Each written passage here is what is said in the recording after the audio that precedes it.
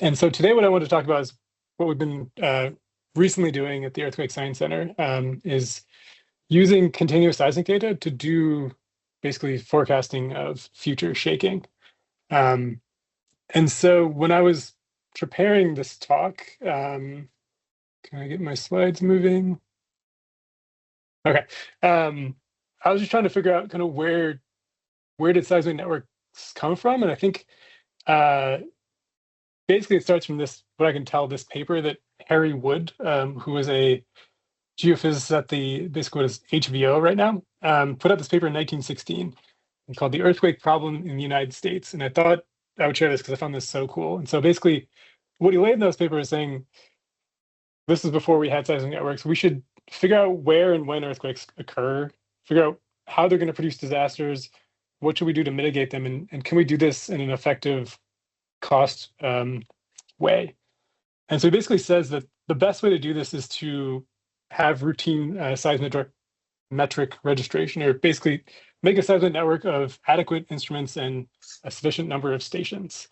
And so he lays out and shows that this is where you should put your stations. You should have them about 100 kilometers apart or less, hopefully.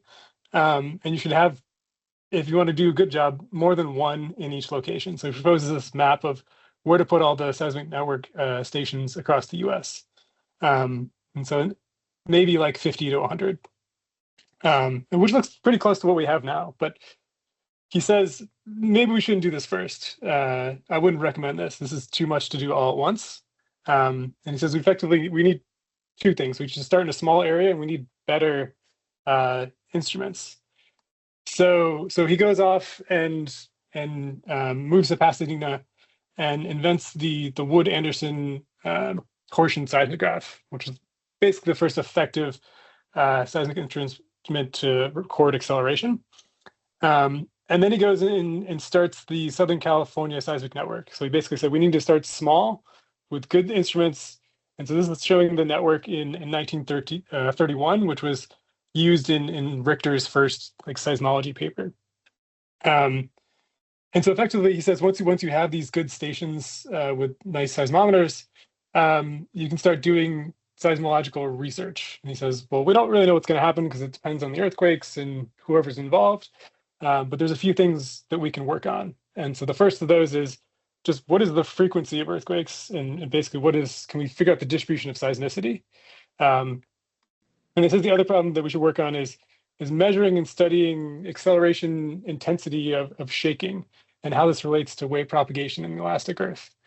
So we proposed this in 1916, and we've been working on these basically two problems ever since. And so I think this was a good perspective on where I wanted to start, because what I'm going to try to show today is maybe doing both of these topics at once using the same data. So I'm going to split this talk into two parts. The first is on the statistics of shaking, and the second part is going to be on how can we take those statistics and then generate sequences of seismic shaking, and doing this in the sense of maybe doing earthquake warning or earthquake forecasting with ground motion.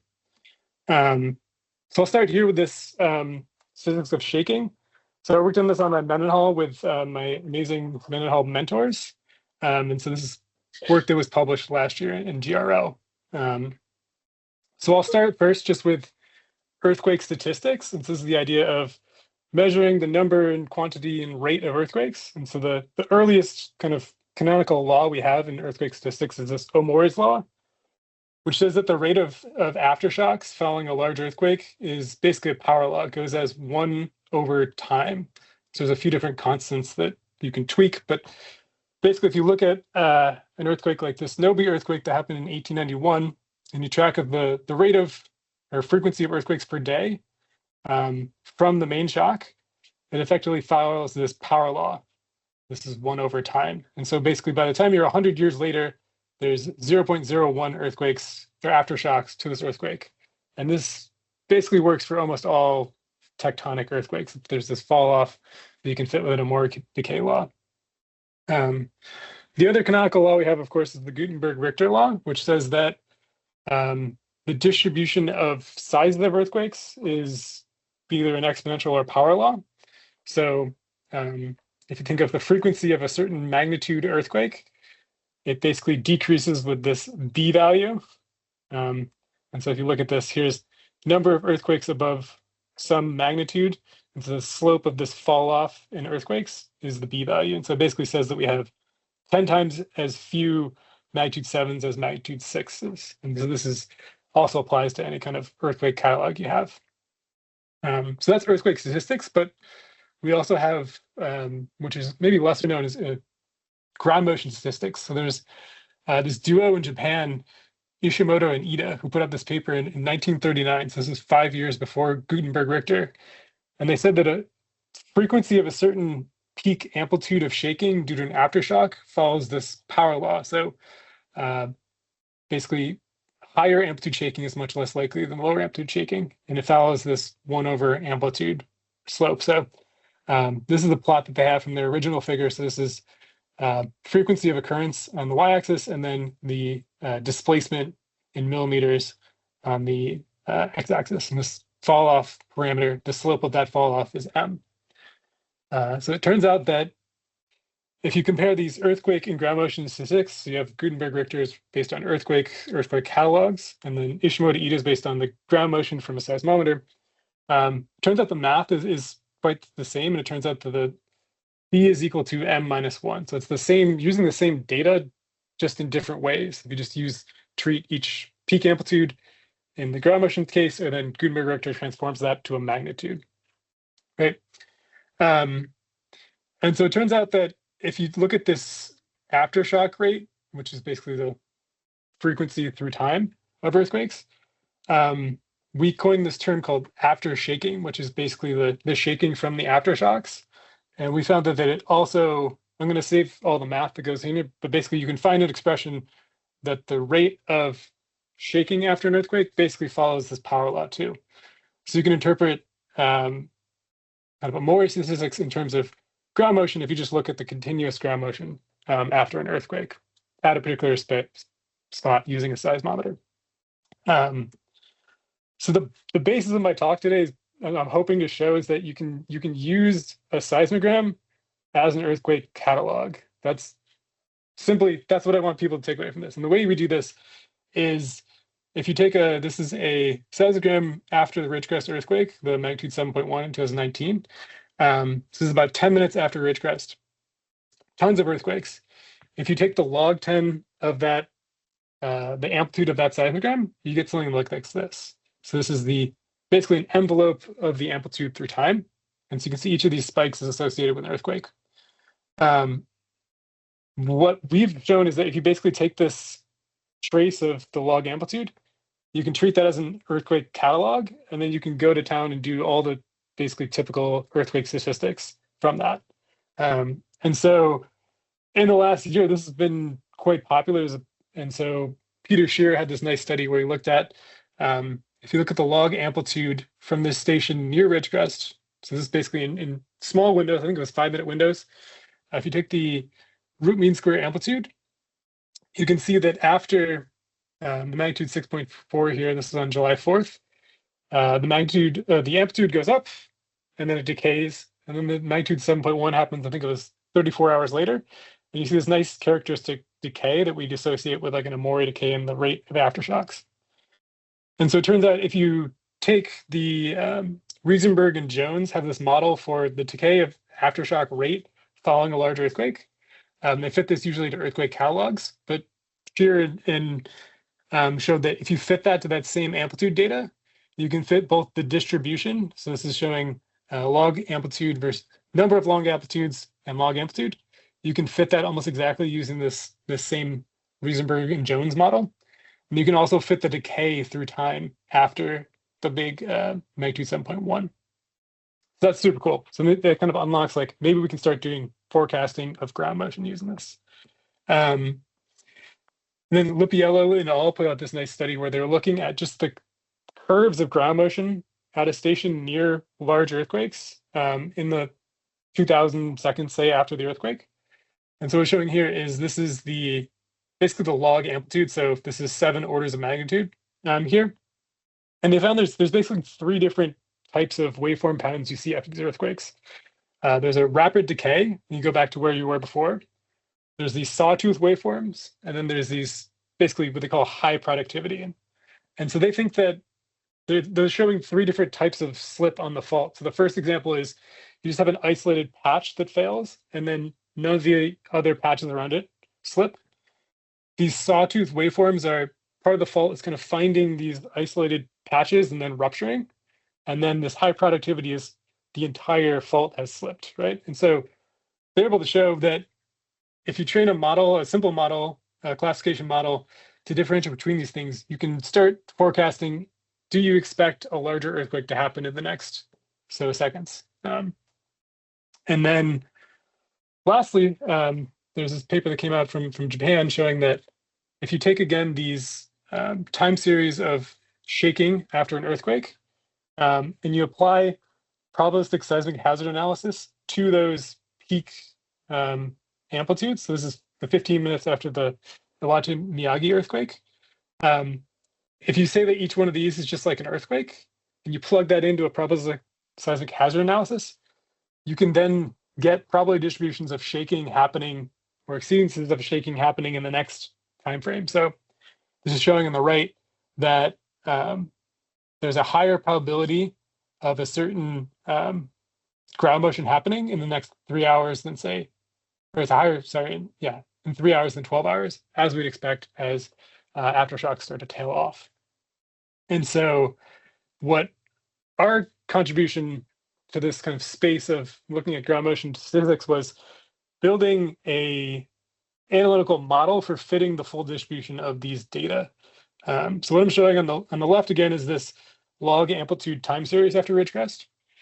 And so if you take each of these horizontal kind of, you can bin this horizontally. So you take the amplitudes and you bin it into log amplitude bins, and then you just plot the amount of time that each of those bins was spent on in the seismogram, you get this.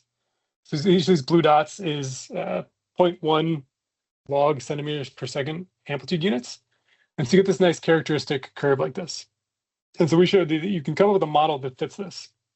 And so it turns out that the way to fit these data is if you combine that Ishimoto-Ito relation, which again is a power law, with something that looks like the distribution of ambient noise. So the ambient noise generated by planes, trains, the ocean, wind, such like that is a log normal distribution. So if you combine those two, you can come up with a function that fits this distribution nicely. And so we're taking this from Ogata and Casera came up with this idea for applying this to earthquake catalogs, but we've applied this straight to the waveforms themselves. So if you look at this same distribution now in log frequency or log time, you get these nice distribution here, which looks similar to what you'd see for an earthquake catalog, right?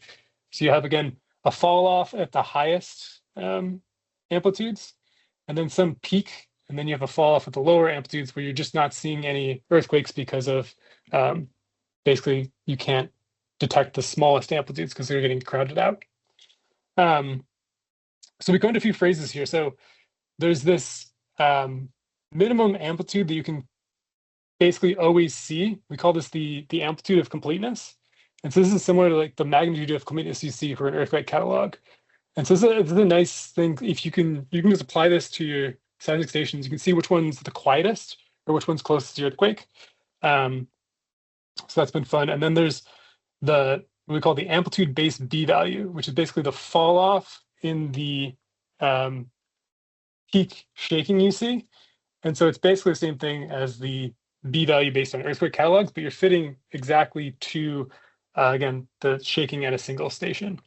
So there's a whole mathematical framework we have for fitting these things. I'm not going to go into it, but it's basically you fit all these distributions together at the same time, and you get nice estimates on this B value and the amplitude of completeness. And so we're going to apply this to the ridgecrest sequence for first reasons, big earthquakes. There's a lot of good data. There's this plate boundary network has 4 borehole seismometers. So this is the aftershocks from ridgecrest here. One of them is within about 5 kilometers of the main trace of the magnitude 7.1. And there's a nice high resolution. So template matching catalog from Ross et al. That we can compare our results to. And so Ridgecrest is also a nice sequence to test on, because right before this sequence happened, Gulley and Weimer put out this kind of somewhat controversial paper saying that if you track B values, so this is again the scaling of large to small earthquakes, before and after a big earthquake, you can basically say, should I expect a larger or smaller earthquake? And so the strategy they came up with is measure the B value of an area for a long time before a big earthquake. And then if the B value increases, basically says you're not expecting to have more frequent earthquakes, you can say there's probably not going to be a larger aftershock. But if it decreases, which says you're going to have more frequent large earthquakes, then send out an alert and say there's maybe expected larger earthquakes coming. And so Kelly and Dasher Cruzanay tested this method, basically took their paper right after the Ridgecrest earthquake and said, does it work? And so what he's showing here is calculating the B value right after that magnitude 6.4 foreshock. And so the B value is lower than it was before, but it increases up until the magnitude 7.1. And then after the magnitude 7.1, the B value is still lower than the background, but higher than it was. So it's equivocal. It doesn't quite work. But then Gulley and Weimer came out and they said, oh no, our method actually works perfectly. Like after the foreshock, the B value is low, and then after the main shock, the B value is higher, so it's great. But after that comes Nicholas van der Elst. He came out with a better way to reduce maybe uncertainties in calculating the B value when factoring in for this magnitude of completeness. And so he has this technique called B positive, where you just look at the B value of the differences of the magnitudes in an earthquake catalog. And what he was showing is that it becomes less sensitive to this magnitude of completeness problem. And so using a typical way to calculate a B value, you have this abnormally low B value at the time of the Ridgecrest foreshock. Whereas if you use Nicholas's technique, you don't have that low B value. And so he was able to show that, well, B value is lower than normal, but not as low as before. And so what we wanted to show is, do you get a similar result from using a high resolution earthquake catalog that was produced months after the main shock versus just using the waveforms themselves? So I'm showing here on the top is the QTM catalog from Zach Ross's group. It's about 111,000 earthquakes.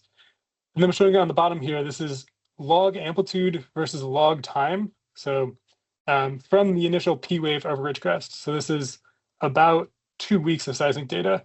And so this has 36 million amplitude samples. I think that this is at 20 hertz. So we wanted to compare, can you get a similar measurement from using the highest quality catalog versus just using a seismogram, which in theory should be the highest maximum kind of quality of data. So this is what we got. So I'm showing here is the B value through time for the sequence. So in black is the B value that we get using Nicholas's B positive technique using this QTM catalog. And then these colored curves are the B values that we get from the waveforms themselves from these 4 different seismic stations. And so I've colored them matching the figure here. And we tried to use as similar of windows of earthquakes and seismic waveform data. So it turned out that 4 hours of waveform data was about 900 events. So we get kind of one-to-one comparison of the B values. And so it turns out that you get quite a similar answer between the B values from the seismograms and the B values from earthquake data, with one caveat is that we need to be a little bit more careful about how we calculate the B values immediately after the biggest aftershocks, which we didn't correct for in this paper or this figure, but you can. And then the other thing you'll notice is that later on in the sequence, the B values for these further away stations get to be higher and higher, and that's because there's just not enough earthquakes happening in this 4-hour time window. So you would need to do some kind of dynamic, the expanding time windows to capture the full p-value. And so what we saw is that if you look at the waveforms before and after the Ridgecrest earthquake, what I'm showing here is in blue dots. This is just the distribution of shaking amplitudes. Before the Ridgecrest earthquake, at one of these stations nearby the fault, the B value is about 0.72.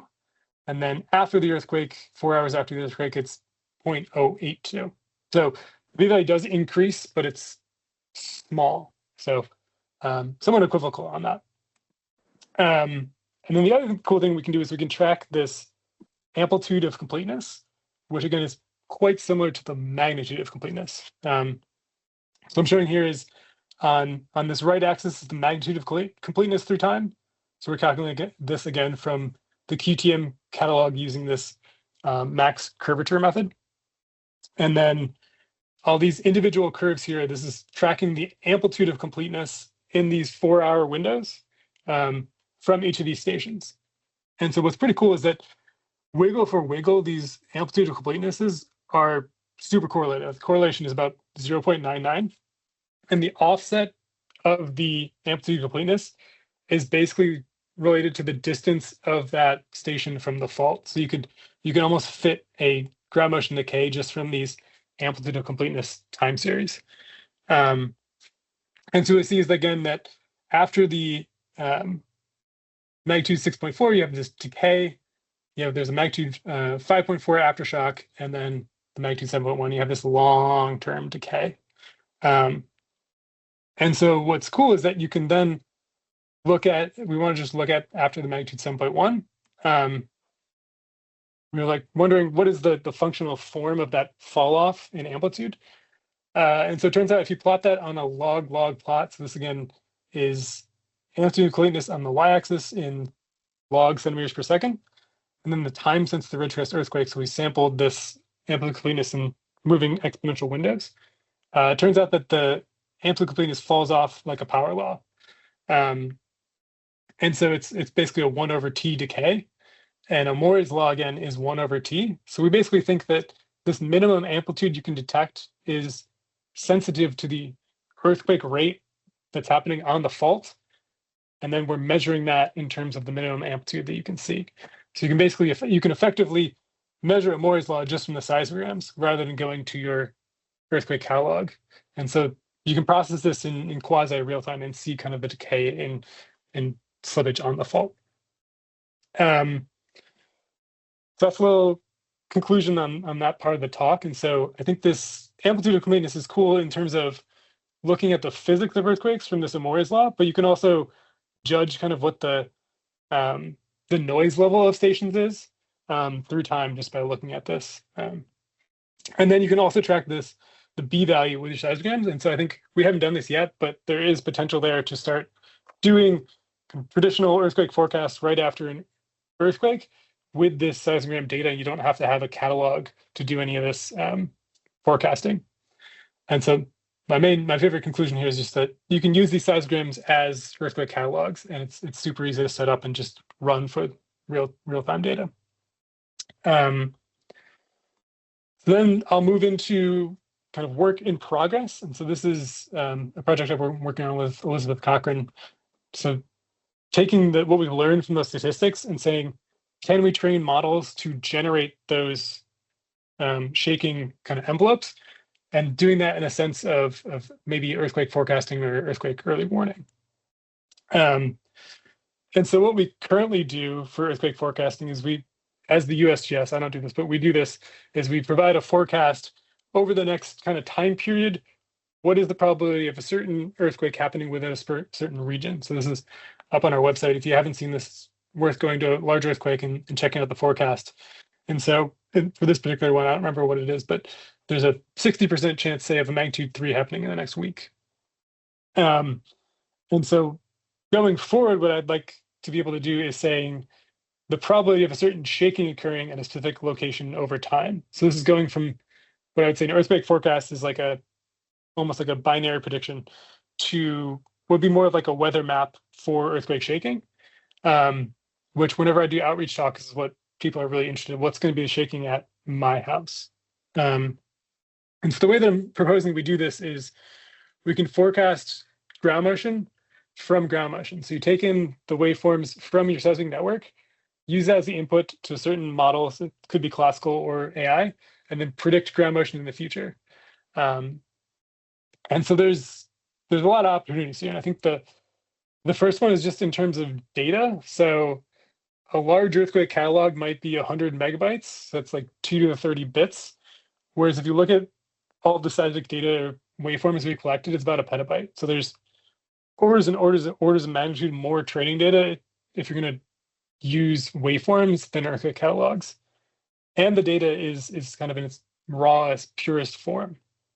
And then if you think about just like the physics in each of these things, I think of like an earthquake catalog as like a line drawing. It definitely has the physics of the scaling and the timing, but we're missing a lot of information. And if you look at waveforms, there's a lot of noise there, so that there's trains going by that aren't generating earthquakes, there's mining blasts, things like that, but almost all the information is there. And so hopefully enough that we can kind of pull as much as we can to do this forecasting. And so the way that I'm going to set up this problem of ground motion forecasting is, given some ground motion time series, can we predict what's going to happen in the future? And the future being the next sample in a time series. So I'm showing again here is this log amplitudes. Basically what I want to do is just predict the next thing, predicts the next ground motion amplitude. And it turns out that that's a pretty, not simple, but it's much easier than predicting the next earthquake or the next time of the earthquake, the size of the next earthquake, because we have the exact data for this waveform kind of amplitude prediction problem. And so the way we're going to set this up is we're going to use transformer model, which is in the last 7 or 8 years, basically transformed the entire global economy in terms of AI. And so we're calling this GUAVA, so generate unsupervised aftershock velocity amplitudes. So call it GUAVA because we've had a series of earthquake ground motion prediction models that are based on fruit. So there's plum and grapes and apples. So we had to pick a fruit, and so guava seemed like a good one. And the idea here is that you put a time series into this model. The model then puts it through a bunch of what we call transformer or attention layers, and then predicts the probability of the next sample. And so in this case, we put in a time series of, this is just ambient noise. This is just data from before an earthquake. And what we want the model to do is say, what's the probability of the next sample? And so it turns out you get something that looks like this if you put in ambient noise. So the last sample here is this red dot at somewhere between 10 to the negative 4 and 10 to the negative 5 centimeters per second. So the model says that this black line, so I'm showing the probability, and then I've done many realizations of this. Then these blue dots here, the number of sample counts that you would predict if you had 10 million chances to predict a next amplitude. And so basically the model says the most likely thing for this waveform is the same amplitude as the previous one, which for ambient noise makes sense, right? You wouldn't predict that there's going to be a massive amplitude when the rest of your last 800 seconds is just noise, right? And so I haven't shown here, but basically the model learns to predict a log normal distribution, which is the distribution of ambient noise. If you put in a large earthquake, so this is the magnitude 7.1 Mendocino earthquake, the model puts out a very different probability distribution. So it's again centered on that last token or the last input amplitude. But now there's a much higher amplitude or probability of having these higher amplitudes coming next. And so these are basically what would be the aftershocks coming. So every time the model has seen a large amplitude like this in the past, there's been aftershocks that happen afterward. So it has to account for that in the probability distribution. And again, a large amplitude, so 10 or 1 centimeter per second is again 1 in 10 to the negative 4th. So it's unlikely, but it's in that probability distribution. And then if you put in a bunch of aftershocks, you get a different amplitude distribution. But basically the model is saying it's more likely that the amplitude is going to be increasing because the peak 10% probability is a higher amplitude here. So that's just what comes out of the model, but we actually want to just generate shaking. And the way we do that is we stochastically sample from this probability distribution and then use that as the input to the next time series. So again, you put in this time series, you get a distribution, and you sample stochastically a sample. So this is, for this time series, this would be the sample you predict.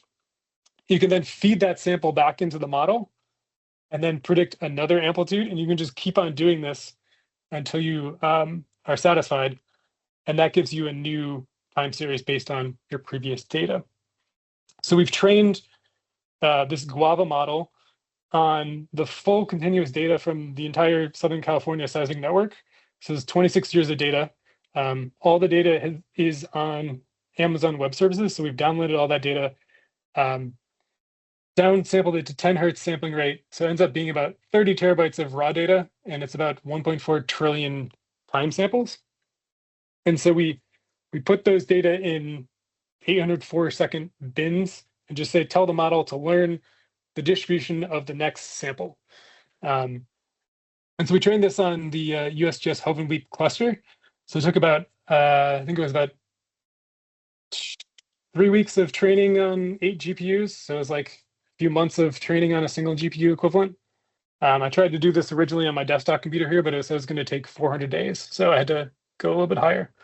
And so what we're going to do is just apply this to an earthquake that's not in the training set. So this is the 2024 magnitude 7 Cape Mendocino earthquake. So this is the time series that I'm going to apply it to. Is this about 18,000 seconds or 6-ish hours after the earthquake, just to see how well the model learned to new data. And so the idea here is we're going to take the input shaking and then give it some target, which is the next 400 seconds of data, and see how the model does predicting. And so in this case, if you put in ambient noise, what it predicts is ambient noise, which is pretty easy because most of the training data for this model is ambient noise. We've used continuous data from the entire Southern California network, which is, again, mostly non-earthquakes. If you say that part of the training, the target is the magnitude 7 earthquake, it does not predict it because it's just not likely in any sense. But then once we get to putting in the shaking from the actual earthquake, it does a fairly poor job of predicting the next kind of coda decay, just because there's very few training examples of a magnitude 7 earthquake in the data set. But if you go a little bit further, it starts to predict kind of coda waveforms or aftershocks. There's a few small aftershocks, or things that look like aftershocks in the data. So what I'm going to show here is a GIF of running this through the entire model. And so you'll see kind of the suite of different predictions that are happening as you move through the sequence.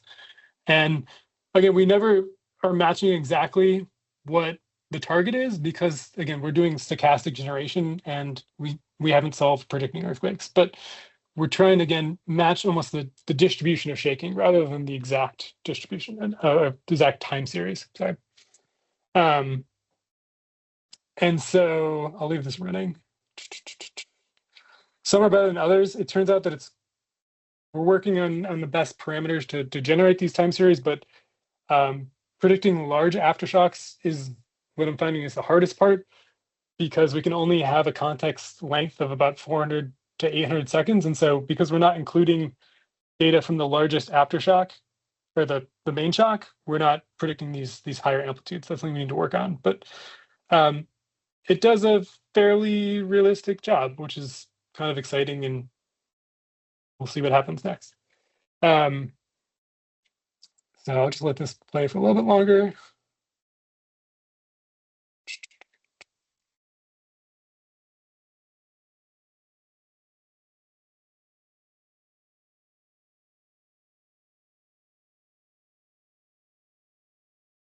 Okay, I think that's it. So what's also cool is that we can put in a single waveform envelope and then do many different generations because we have a stochastic model. And so we can put in one waveform and sample 128 different or 1,000 different sequences. And so, for instance, here is one of them where there's a single large aftershock, and then the amplitude of shaking is higher than it was after that aftershock.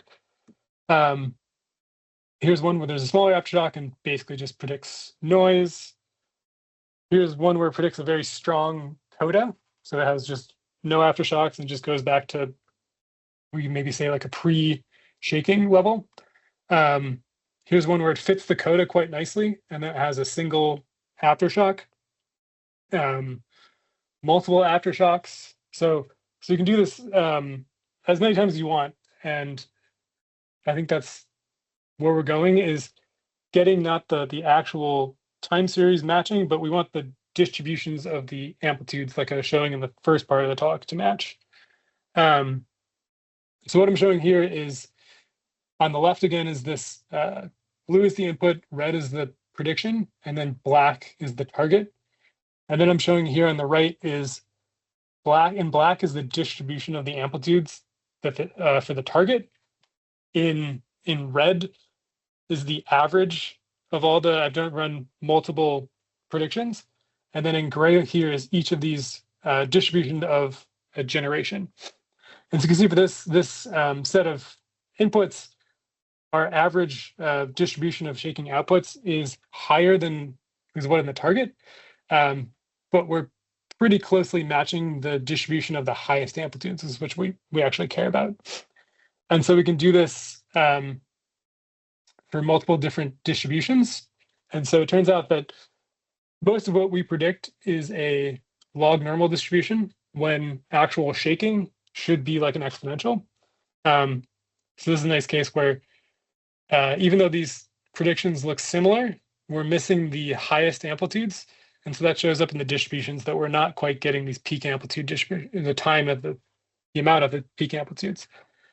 So there's still a decent amount of work here to do to match the actual distributions, which would be useful for doing actual forecasting. But I think we're somewhere close there, somewhat close there. And I think we'll get better if we have more data, bigger models, and a little bit more experience here. So you might ask, like, where is this heading? And so I think what I think would be good is training larger models. I'm showing you here was a very small model. It had, small in this case is 85 million parameters. Some of the largest language models have 1 trillion parameters.